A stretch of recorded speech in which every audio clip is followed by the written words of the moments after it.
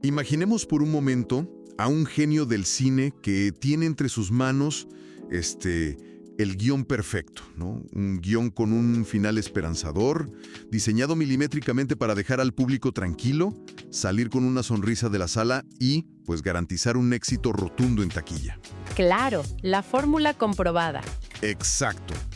Y sin embargo, en el último segundo, este director decide destruirlo. Decide reescribir un desenlace tan devastador, tan crudo y asfixiante, que dejará una herida emocional abierta en toda una sociedad durante décadas. Bienvenidos a nuestro recorrido de hoy, donde vamos a explorar por qué a veces el arte necesita incomodarnos para decirnos la verdad. Es un punto de partida fascinante, fíjate, para la exploración que tenemos hoy, porque el material que vamos a analizar definitivamente no busca la complacencia. Nos basamos en un recuento extraordinario del canal de YouTube Biografías y Anécdotas, específicamente su video sobre las 25 películas más grandes del cine mexicano. Un video imperdible, por cierto. Totalmente. Y es fundamental aclarar para quienes nos escuchan que, esta no es una lista armada por la nostalgia de una sola persona. Estamos hablando de un consenso riguroso logrado por 25 especialistas, críticos, escritores y periodistas.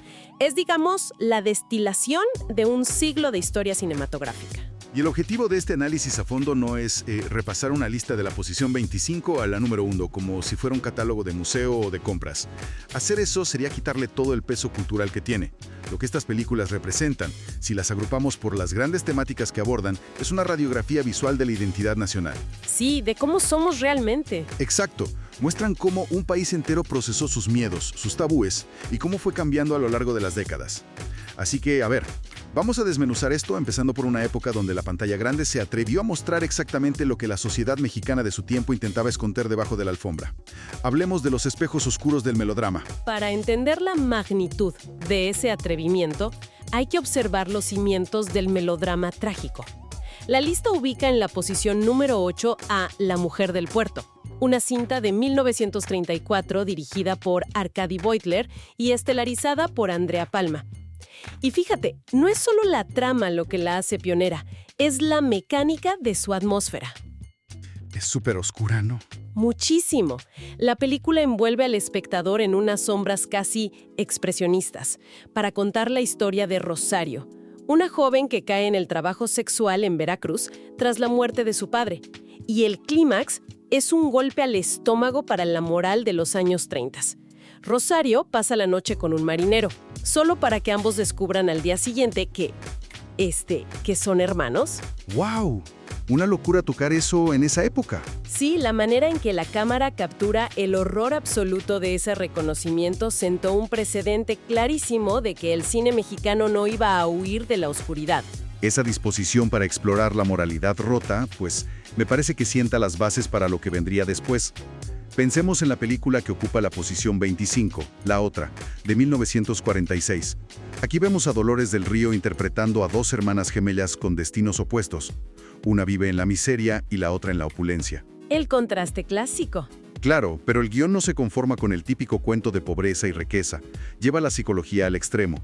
La hermana pobre, consumida por un resentimiento y una envidia casi enfermiza, termina asesinando a su gemela para usurpar su vida. Es un thriller psicológico tan adelantado a su tiempo que, fíjate, es increíble pensar que México estaba inspirando a Hollywood y no al revés. No me digas. Sí. Esta obra sirvió de inspiración directa para la película estadounidense Dead Ringer de 1964, con la mismísima Bette Davis. ¡Qué maravilla! Ese flujo de influencia demuestra una madurez narrativa tremenda. Y esa voluntad de romper los límites de la censura siguió evolucionando. Décadas más adelante, el cine usaría esa misma crudeza para exponer otro tipo de sombras, como el machismo sistémico. La lista rescata en la posición número 9 a El lugar sin límites. Joya absoluta. De Arturo Ripstein en 1978. Es la historia de La Manuela, un travesti dueño de un burdel interpretado magistralmente por Roberto Cobo. Pero lo que la hace brillante no es solo el personaje, sino cómo Ripstein utiliza ese pueblo polvoriento y aislado como, literal, una olla de presión. Cada encuadre encierra a los personajes en un ambiente de intolerancia y represión asfixiante. Muestra cómo los hombres del pueblo, pues, proyectan sus propias inseguridades en una violencia brutal contra la Manuela. Es la geografía física reflejando la represión mental, ¿verdad? Ahora, si hablamos de lugares donde la moralidad chocaba de frente con los deseos ocultos, tenemos que adentrarnos en la vida nocturna. El icónico cine de rumberas es crucial en esta radiografía. Uy, sí, fundamental. Obras protagonizadas por Ninón Sevilla, como Aventurera en el puesto 4 y Víctimas del Pecado en el 20. Lo brillante de estas películas es la mecánica visual del contraste. Por un lado te sumergen en un hipnotismo de glamour, plumas, el Salón México brillando y la música en vivo de Agustín Lara de fondo. Una fantasía total. Es seducción absoluta. Pero al salir por las puertas del cabaret, la cámara te arroja sin piedad a la miseria del asfalto. En Víctimas del Pecado, el personaje Osar rescata a un bebé recién nacido de un basurero. Es un choque de trenes entre la fantasía escapista y la brutalidad de la supervivencia urbana. Y es precisamente ese nivel de asfixia social, esa miseria aplastante de las calles, lo que nos lleva a un punto de quiebre. Porque cuando una sociedad entera vive al borde del colapso emocional por la pobreza y la desigualdad, el único mecanismo de defensa que queda es la risa. Y aquí es donde la cosa se pone muy interesante, ¿no? Exacto, porque el cine mexicano no respondió con una comedia inofensiva o vacía, respondió utilizando el humor como un arma completamente subversiva. Ese giro narrativo tiene todo el sentido lógico. La comedia nace como un escudo, pero rápidamente se convierte en un bisturí. Y el cirujano principal aquí es Mario Moreno, Cantinflas, en Ahí está el detalle, la película que ocupa la posición número 10. Un clásico innegable. La premisa es engañosamente simple, o sea, un enredo por un perro llamado Bobby. Pero lo que realmente hace Cantinflas es deconstruir el poder a través de la confusión. Imaginen un juicio formal con jueces y fiscales estirados, donde entra este personaje de barrio y empieza a soltar un laberinto de palabras, discursos circulares y jerga legal inventada. Literalmente desarma a la autoridad usando el propio lenguaje de la élite en su contra. Hasta que nadie entiende nada. Ajá, hasta volverlos locos. La frase "ahí está el detalle" se incrustó tanto en la psique nacional que hoy, pues, es parte del idioma cotidiano. Lo fascinante aquí es que es una subversión del status quo a través del caos verbal. Y si Cantinflas atacaba las instituciones legales, Germán Valdés, Tintán, atacaba la rigidez de las clases sociales en El Rey del Barrio, posición 18. Tintán interpreta a un estafador que vive de engañar a mujeres millonarias, pero que en su barrio es un benefactor que ayuda a sus vecinos. Una especie de Robin Hood, ¿no? Exactamente, un Robin Hood de la clase trabajadora. Lo que la fuente destaca de manera brillante es cómo Tintán destruyó la estructura rígida de los estudios de cine mediante la improvisación constante. Sus diálogos fuera de guión, o sea, aportaron una frescura y una anarquía que el cine formal simplemente no podía contener. Pero a ver, la comedia también sabía ser increíblemente venenosa. Y aquí me parece fascinante cómo se atrevieron a usar el humor negro para dinamitar pilares sagrados como la religión. Luis Alcoriza escribió el guión de El esqueleto de la señora Morales, que está en la posición 19, y es una clase magistral de sarcasmo. Ahí esa película es genial. Arturo de Córdoba es un taxidermista súper afable, atrapado en un matrimonio con una mujer cuya profunda amargura pues está enmascarada por una religiosidad obsesiva e hipócrita. El humor negro surge de cómo él planifica una venganza macabra contra ella, pero manteniendo siempre una educación impecable. La crítica a las apariencias y a la falsa moral eclesiástica fue tan afilada que la cinta terminó sufriendo censura en buena parte de América Latina. Esa censura, fíjate, demuestra que habían tocado un nervio muy real en la sociedad.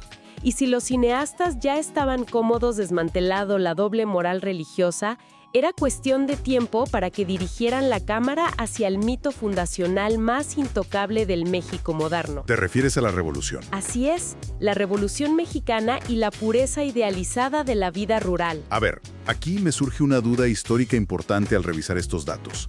Si películas como El compadre Mendoza, de Fernando de Fuentes, que ocupa la posición número 3, se estrenaron en 1934, estamos hablando de una época donde el gobierno posrevolucionario apenas estaba consolidando su narrativa oficial de héroes y villanos. Claro, el discurso oficial. Sí, ¿Cómo es posible que una película expusiera a su protagonista no como un héroe revolucionario, sino como un hacendado puramente oportunista? El tipo cambia de bando, recibe a los zapatistas un día y a los federales al otro, vendiendo su lealtad solo para salvar sus propiedades. Es un oportunismo político descarado mostrado en pantalla cuando el régimen aún era joven. Es una observación excelente y responde a una breve ventana de libertad creativa, antes de que la industria se volviera completamente industrializada e institucional. Fernando de Fuentes aprovechó ese espacio no solo con El compadre Mendoza, sino con la gran joya de la corona de esta lista. La número 1. El puesto número 1 de todo el recuento histórico lo ocupa su película Vámonos con Pancho Villa, estrenada en 1936. Y la razón por la que domina este consenso de especialistas es por su capacidad de despojar a la guerra de cualquier barniz romántico. Le quita toda la gloria. Por completo. Sigue a los Leones de San Pablo, un grupo de campesinos supernobles que se unen a la causa villista. Pero la cámara no los muestra como mártires gloriosos. Documenta el costo brutal, la futilidad del sacrificio, la desilusión y cómo la guerra tritura a las personas comunes para alimentar egos y causas perdidas. Es la desmitificación definitiva. Es una bofetada a la narrativa de bronce, literal. Ahora, no podemos hablar del campo mexicano sin entender cómo se construyó visualmente su mitología. Gran parte de lo que hoy el mundo imagina como el paisaje rural mexicano es, literalmente, un invento del director de fotografía Gabriel Figueroa. Un artista en toda la extensión de la palabra. Él no solo iluminaba las escenas, pintaba lienzos con claroscuros. Utilizaba filtros infrarrojos para convertir los cielos y las nubes de México en paisajes dramáticos y súper amenazantes. Esto elevó la narrativa en cintas como Enamorada, en la posición 12, donde el campo es el escenario de un choque brutal entre el poder militar revolucionario y la aristocracia conservadora. Un duelo de voluntades feroz. Y fíjate que Figueroa aplicó ese mismo peso poético a cintas como Río Escondido, la posición 23, donde una maestra rural se enfrenta al poder absoluto de un cacique ignorante. O Pueblerina, en la posición 13, que narra la lucha de un hombre marginado contra los dueños del pueblo por la dignidad de la mujer que ama. Pura lucha contra el poder. Sí, pero así como existía este acercamiento poético a las luchas rurales, el cine de los años 70 destrozó esa visión romántica para mostrar la ignorancia en su estado más puro y destructivo. Me refiero a Canoa, de Felipe Casals, en el puesto 14. Híjole, Canoa es aterradora precisamente porque desarma cualquier idealización del entorno rural. Para la audiencia, es fundamental saber que esta película relata de forma neutral los hechos reales ocurridos en Puebla en 1968. Lo que explora la cinta es la mecánica del fanatismo. Es muy dura. Vemos paso a paso cómo un sacerdote local, utilizando los altavoces de la iglesia, manipula la paranoia y el miedo de la gente del pueblo. Los convence de que unos jóvenes trabajadores universitarios que quedaron atrapados por la lluvia eran una amenaza comunista. La película retrata con frialdad documental cómo la manipulación ideológica puede transformar a gente común en una turba capaz de cometer un linchamiento atroz. Es la disección de una tragedia social en toda regla. Si conectamos esto con el panorama general, nos ofrece una transición fundamental en nuestra radiografía cinematográfica. Porque, si el campo y la época revolucionaria funcionaron como un campo de batalla físico y brutal por la tierra y la supervivencia, la urbanización acelerada del país transformó esa guerra. Se mudó a las calles. Exacto. La ciudad moderna se convirtió en un campo de batalla psicológico. Los enemigos dejaron de ser caciques a caballo y pasaron a ser las neurosis, las presiones sistémicas y los laberintos de la mente. Y nadie, absolutamente nadie, retrató este laberinto urbano y mental mejor que el director español Luis Buñuel. Buñuel es el arquitecto indiscutible de esta nueva era cinematográfica. Retomando la anécdota que mencionábamos al principio sobre el guión alterado, pues Esto ocurrió con Los Olvidados, La gran obra maestra. que ocupa la flamante posición número 2 de la lista.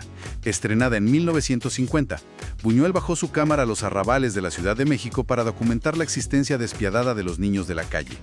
La pobreza urbana retratada era tan repulsiva para la sociedad de la época, tan contraria a la imagen de modernidad que el país quería proyectar al mundo, que la película fue repudiada tras su estreno nacional. No la soportaban. Para nada. Fue necesario que Europa la validara, otorgándole el premio a Mejor Director en Cannes para que hoy sea reconocida como Memoria del Mundo por la UNESCO.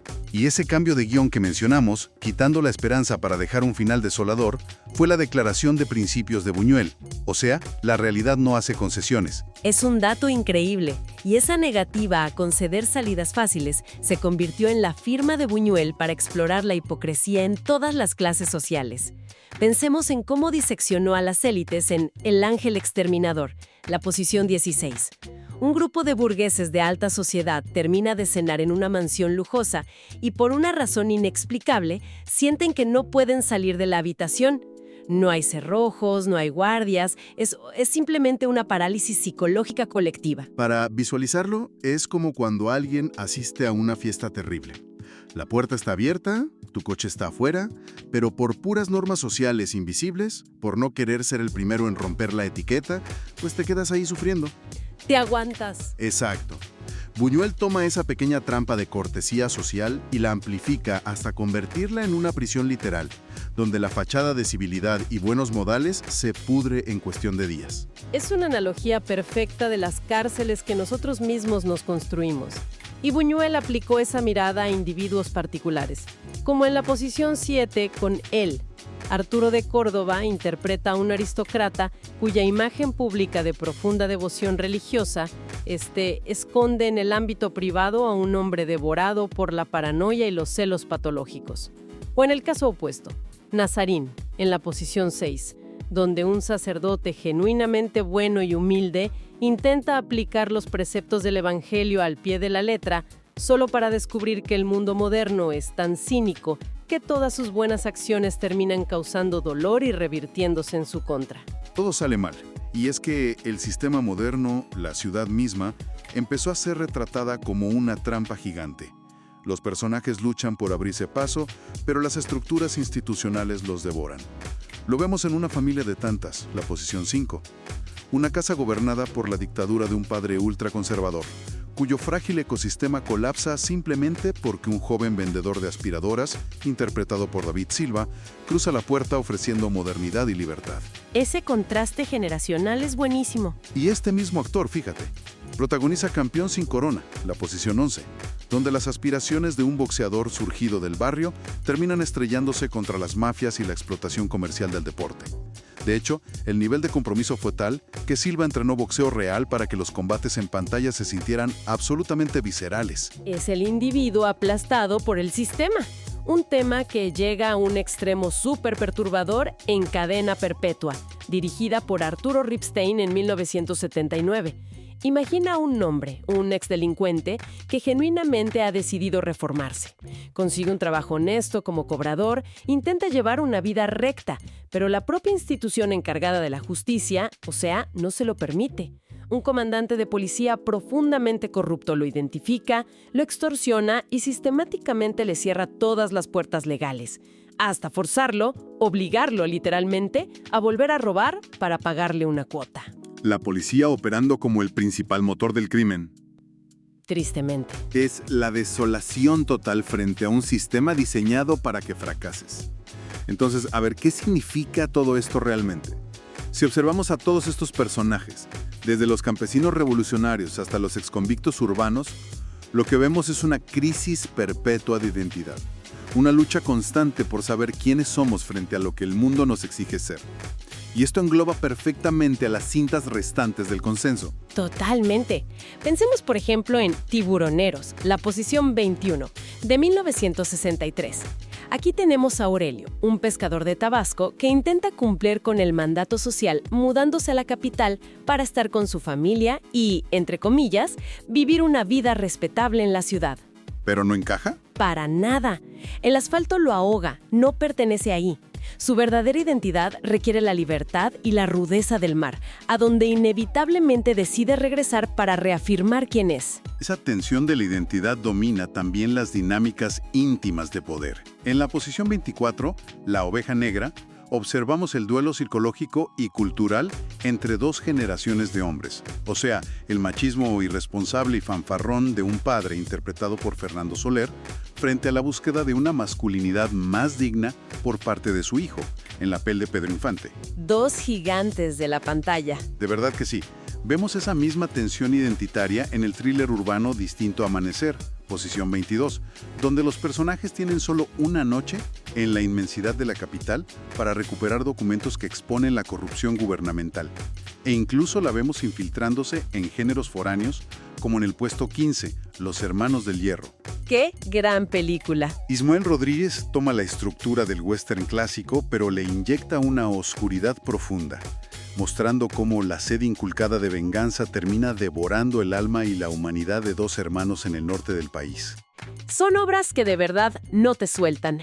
Repasar esta lista de 25 películas no es un ejercicio de nostalgia, sino una forma de entender cómo el arte actúa como un sismógrafo de los temblores sociales, exponiendo la corrupción, el clasismo, el fanatismo y la hipocresía de una nación y mostrando su evolución a lo largo del siglo XX. Y para cerrar nuestra exploración de hoy, quiero dejar sobre la mesa una última pieza de este rompecabezas para que quienes nos escuchan se la lleven a casa y la mastiquen.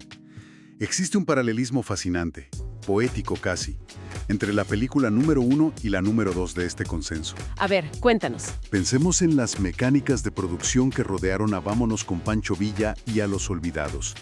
La cinta de Pancho Villa, que hoy encabeza la lista, fue rodada con un final sumamente trágico y crudo, un cierre que mostraba la peor cara del caudillo. Sin embargo, ese final original fue censurado, arrancado de las copias que llegaron a los cines y sustituido por uno más optimista para no incomodar al público de su tiempo. ¡Wow! Por el otro lado, años más tarde, Buñuel tomó exactamente la dirección contraria con Los Olvidados. Tenía la opción de usar un guión que ofrecía una pequeña ventana de esperanza para sus protagonistas, pero él mismo decidió eliminar esa salida. Eligió reescribir un final donde no hubiera redención, para que el público no tuviera el consuelo de la ficción ante una realidad social que era innegablemente trágica. ¡Qué contraste tan brutal! Entonces, la pregunta con la que nos despedimos es esta. ¿Qué dice de nosotros como sociedad el hecho de que nuestras mayores obras maestras hayan tenido que alterar sus finales? ¿Seguimos hoy en día exigiendo finales felices y reconfortantes a costa de ignorar la cruda realidad? Ha sido un análisis verdaderamente absorbente. Agradecemos infinitamente su compañía a lo largo de estas reflexiones. Mantengan siempre la mente abierta a la incomodidad del buen arte y nos encontramos en nuestro próximo recorrido.